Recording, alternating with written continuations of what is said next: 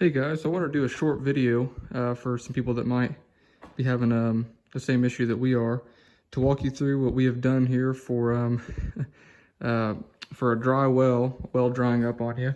We're going through a dry spell and it's just not producing enough to keep the water flowing. So we've got a pretty simple setup here just to get us by, to do dishes, to do laundry and shower. Which when you go without that for almost a week, it gets pretty old.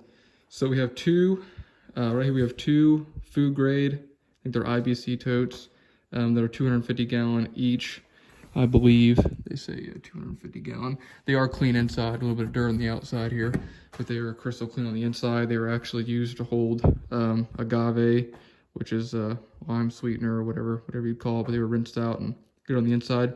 As you can see, we got two of those for $125 a piece.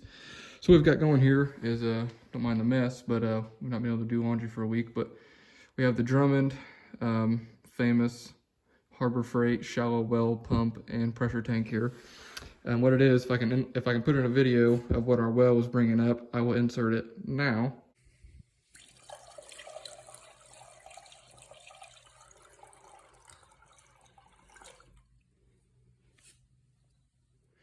Anyway, our well was bringing up terrible water, barely producing any water, and then whenever it was full of sand. So obviously the well in this pressure tank is not hooked up to our line going into our house here. So what I've got is the two tanks obviously hooked up with some fittings here and some PEX elbows and reducers and whatnot. Over here to a check valve, of course. And I've never plumbed anything before in my life. If you're scared to do this, don't have any choice, can't afford a plumber or can't get one, just watch some videos and start doing it. There's just no better way. So obviously we've got our two water tanks here and the fittings coming out into the check valve here. I'll explain why this valve is here, why these spigots are here in a minute. But we have this going right into our pressure tank. Got a little bit of a leak there, which I'm not too worried about. And I just set this at, I think it says 23 PSI into the bladder. So, yeah, I just pumped that air in there, primed it right there, and instantly started working. It was pretty simple.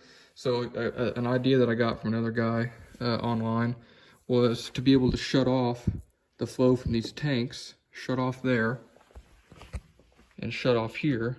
Now, I can attach a hose onto this spigot and put it into my outside water tank, which I'm trucking in water for these tanks.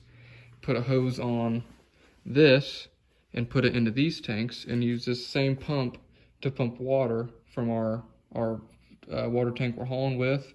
And then that'll pump right into our storage tanks here, because it's kind of hard to get the truck to gravity flow into these big tanks. We're actually pumping it in from the window there.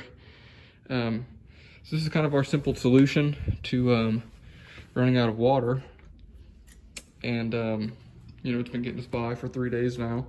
I don't know if it's the most efficient way, but it's better than no water. So yeah, here's an idea for you guys if you have space in your garage and you don't have any water.